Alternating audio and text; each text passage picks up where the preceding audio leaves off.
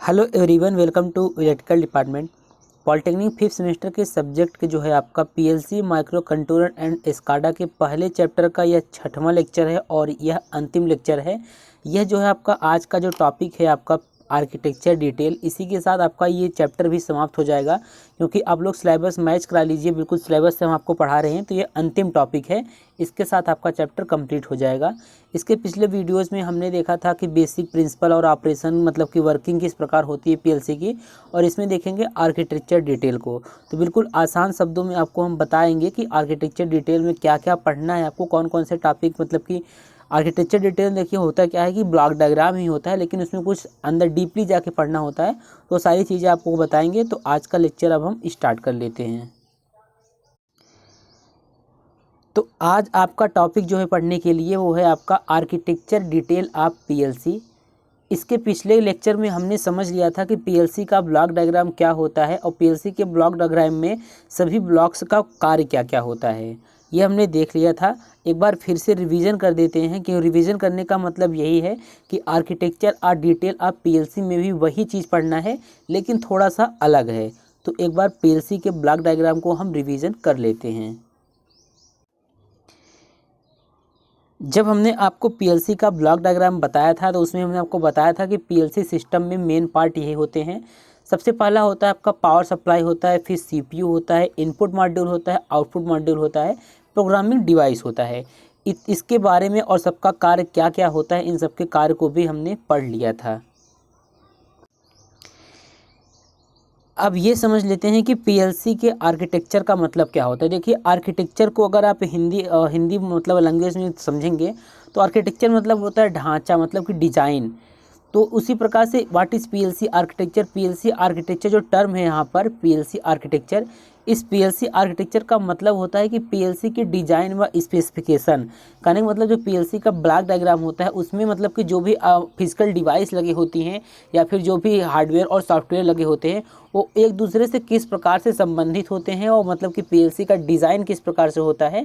PLC का architecture का मतलब यही होता है। स्क्रीन पर आपको पीएलसी के आर्किटेक्चर का डायग्राम दिख रहा होगा। इस डायग्राम के माध्यम से एक एक पार्ट को, मतलब एक एक टॉपिक को आपको समझाएंगे। इसके बाद उसका वर्क क्या है, उसके बारे में लिखना क्या है, वो लास्ट में बताएंगे। तो सबसे पहले देखिए, पीएलसी के जो ब्लॉक डायग्राम में जो चीज़ें आपने पढ़ा था वो भी यहाँ वही चीज़ें यहाँ पर भी हैं। जैसे आपने पढ़ा था इनपुट आउटपुट मॉड्यूल पढ़ा था, फिर यहाँ पर देखा था सेंट्रल प्रोसेसिंग यूनिट, और फिर मेमोरी, और फिर प्रोग्रामिंग के लिए। इतना चीज़ आप पढ़ चुके हैं। इसके बारे में एक बार फिर से रिपीट कर देते हैं। बाकी जो चीज़ें आप लोग नहीं पढ़े हैं उसको बताना ज़रूरी है।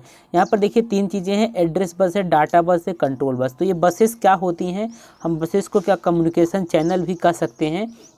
ये बसेस क्या होती हैं इसको बताएंगे, लेकिन सबसे पहले देख लेते हैं कि इनपुट आउटपुट मॉड्यूल।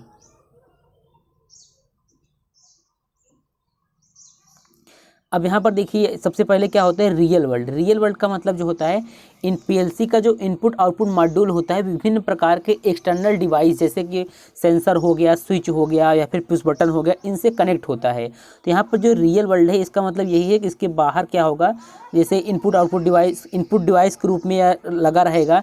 जैसे आपका हो गया कि सेंसर हो गया, स्विच हो गया, तो इन सबसे क्या करेगा, रियल वर्ल्ड से इनपुट आउटपुट मॉड्यूल जो होगा कनेक्ट रहता है।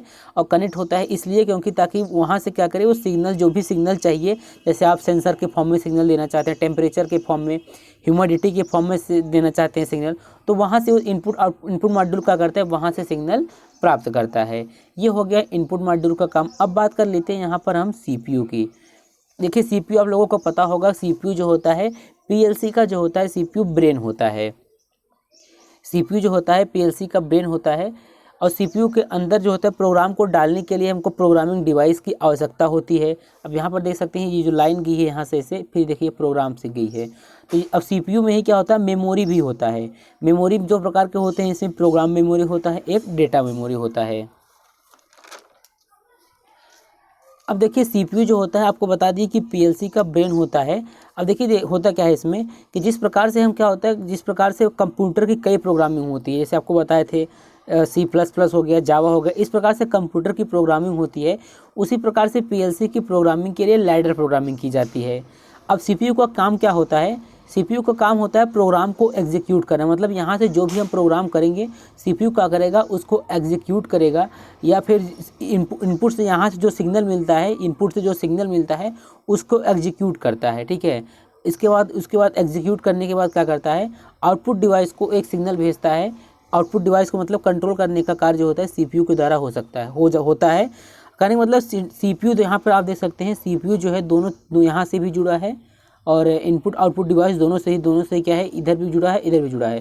कहने का मतलब सीपीयू जो होता है इनपुट और आउटपुट डिवाइस के साथ क्या करता है, कम्युनिकेट करता है।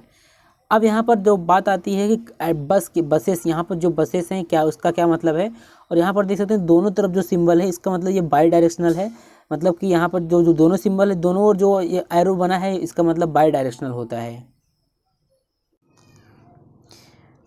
अब अगला जो पॉइंट है आपको वो समझना है कि कम्युनिकेशन चैनल या बस क्या होता है। और कम्युनिकेशन चैनल और या बस जो होते हैं पीएलसी में 3 टाइप के होते हैं। डेटा बस होता है, एड्रेस बस होता है, कंट्रोल बस। इन सब का कार्य क्या होता है उसको समझेंगे। देखिए बस का मतलब, देखिए एक नॉर्मल बस अगर आप सोचते हैं कि बस मतलब क्या होता है, यात्रियों को एक स्थान से दूसरे स्थान पर ले जाता है। इसी प्रकार से पीएलसी में क्या होता है, बसेस जो होती हैं पीएलसी में कम्युनिकेशन के लिए पाथ प्रदान करती है। जैसे मान लीजिए यहाँ कोई डिवाइस है और यहाँ कोई डिवाइस है, फिर हमको दोनों के बीच कम्युनिकेट कराना है, एक प्रकार का क्या करेंगे, हम चैनल बना देंगे। तो उसी प्रकार से बस जैसे जो मतलब कम्युनिकेशन चैनल बोलें या फिर बसेस बोलें, इनका कार्य क्या होता है, पीएलसी में कम्युनिकेशन के लिए पाथ प्रदान करते हैं। और यह जो होता है बसेस ऐसा कुछ नहीं है कि बस टाइप से होता है। बस जो होता है आपको कंडक्टर होता है, जैसे वायर आप नहीं देखे होंगे, उसी प्रकार से बस जो होता है कंडक्टर का ग्रुप होता है। और इसमें जो होते हैं 3 प्रकार के कंडक्टर का ग्रुप, करने का मतलब 3 प्रकार के बस होते हैं, जैसे डेटा बस हो गया, एड्रेस बस हो गया, कंट्रोल बस हो गया। इन तीनों बस के बारे में डिटेल में अब आपको बताते हैं। तो अब सबसे पहले आपको डाटा बस बताते हैं। यहाँ पर आप डाटा बस देख सकते हैं। डाटा बस वाले को हम यहाँ पर देखिए थोड़ा सा बना देते हैं। डाटा बस आप देख सकते हैं यहाँ से ऐसे आया है, यहाँ से ऐसे होते हुए ये ऐसे आ गया है। 1 मिनट, यहाँ पर देख सकते हैं आप डाटा बस देखिए यहाँ पर दोनों तरफ सिंबल बन रहे, एरो का सिंबल जो है दोनों तरफ है, मतलब कि ऐसे है, ऐसे ऐसे, और ये दोनों तरफ है ऐसे। तो इस दोनों सिंबल का मतलब है कि डाटा बस जो होता है आपका बाई डायरेक्शनल होता है। बाई डायरेक्शनल मतलब द्विदिशीय होता है, बाई डायरेक्शनल होता है। और डाटा बस जहाँ पर जो आप जो देख रहे हैं, इस डाटा बस का क्या काम होता है, डाटा बस का काम होता है कि जो आप मतलब कि सीपीयू द्वारा, यहाँ पर डाटा बस ऐसे देख सकते हैं, कुछ इस टाइप से बना है डाटा बस, फिर ऐसे। तो ये जो सीपीयू हो गया आपका, ये सीपीयू जो भी मतलब डाटा को प्रोसेस करेगा उसको ले जाने के लिए, इनपुट आउटपुट मॉड्यूल तक ले जाने के लिए और मेमोरी तक ले जाने के लिए क्या होता है, इसका प्रयोग डाटा बस का प्रयोग किया जाता है। अब बात आती है एड्रेस बस। यहाँ पर आप एड्रेस बस देख लीजिए कहाँ पर है। एड्रेस बस आप देख सकते हैं यहाँ पर इनपुट आउटपुट मॉड्यूल दोनों से कनेक्ट है, और फिर क्या है, प्रोग्राम से कनेक्ट है। तो एड्रेस बस जो होता है यह यूनिडायरेक्शनल होता है। एड्रेस बस आप यहाँ पर देख सकते हैं, ये क्या होता है, एड्रेस बस ये यूनिडायरेक्शनल होता है। और यह मेमोरी एड्रेस पर जो होता है एड्रेस को ले जाता है, ताकि जो प्रत्येक बिट होता है हमारा, प्रत्येक बिट होता है वह मेमोरी में क्या हो जाए, स्टोर हो पाए। और प्रत्येक मेमोरी लोकेशन का एक यूनिक एड्रेस होता है। तो ये एड्रेस बस का काम होता है। एड्रेस बस यही है कि मतलब कि प्रत्येक बिट मेमोरी में, ताकि मेमोरी में स्टोर हो जाए, यह मेमोरी एड्रेस पर एड्रेस को ले जाता है। अब देखिए इसमें जो आपका अगला पॉइंट है, आपका जो बचा है कंट्रोल बस। कंट्रोल बस देखिए यहाँ पर ये वाला पार्ट जो है आपका, ये कंट्रोल बस है। ये कंट्रोल बस है। कंट्रोल बस भी क्या होता है, ये बाई डायरेक्शनल होता है। कंट्रोल बस जो होता है आपका क्या होता है, बाई डायरेक्शनल होता है। यह बस क्या करता है, उन सिग्नल को कैरी करता है जो सीपीयू द्वारा विभिन्न कार्यों को कंट्रोल करने के लिए यूज किया जाता है। और ये सिग्नल मेमोरी डिवाइस को सूचित करते हैं कि इनपुट से डाटा प्राप्त करना है या आउटपुट पर भेजना है। कंट्रोल बस बेसिकली होता क्या है, ये बाई डायरेक्शनल होता है। यहाँ से आप देख सकते हैं ये बाई डायरेक्शनल है। तो यह क्या करता है, ये कंट्रोलिंग का कार्य करता है, जो आपका कंट्रोल बस होता है। तो ये इस प्रकार से आपका पीएलसी का आर्किटेक्चर होता है। इसमें जब आप पीएलसी के आर्किटेक्चर में आप कंटेंट क्या लिखना है वो आपको हम बता देते हैं। अब देखिए कंटेंट आपको लिखना क्या है। सबसे पहले आपको ये डायग्राम बना लेना है अपने नोट्स में। ये डायग्राम जो है पीएलसी के आर्किटेक्चर का है। वैसे आपको बता चुके हैं यहाँ पर पीएलसी के आर्किटेक्चर के अंदर कौन कौन से पार्ट आते हैं। सीपीयू आता है, इनपुट आउटपुट मॉड्यूल आता है, पावर सप्लाई, प्रोग्रामिंग डिवाइस और बसेस। तो इतना लिखने के बाद आपको क्या करना है, यहाँ पर उसका आर्किटेक्चर बना लेना है। इसके बाद आपको बता दिए हैं कि बसेस क्या होती हैं। बसेस जो होती हैं कम्युनिकेशन के लिए पाथ प्रदान करती है, और बस क्या होती है, कंडक्टर का ग्रुप होता है। यहाँ पर 3 प्रकार की बसें देखने को मिलती हैं। पहला क्या होता है, डाटा बस, एड्रेस बस, कंट्रोल बस। अभी तीनों बसेस का कार्य क्या होता है, जैसे यहाँ पर देखिए डाटा बस क्या करता है। डाटा बस जो होता है इसके द्वारा जो सीपीयू जो भी प्रोसेसिंग करता है उस डाटा को क्या करता है, ले जाता है। और डाटा बस जो होता है बाई डायरेक्शनल होता है। इसके बाद आपका आता है एड्रेस बस। एड्रेस बस क्या करता है, मेमोरी लोकेशन पर एड्रेस को सेंड करता है ताकि वहाँ पर मेमोरी जो भी डाटा हो वो स्टोर हो सके। इसके बाद आता है कंट्रोल बस। कंट्रोल बस भी क्या होता है, यह बाई डायरेक्शनल होता है। बाई डायरेक्शनल मतलब द्विदिशीय होता है।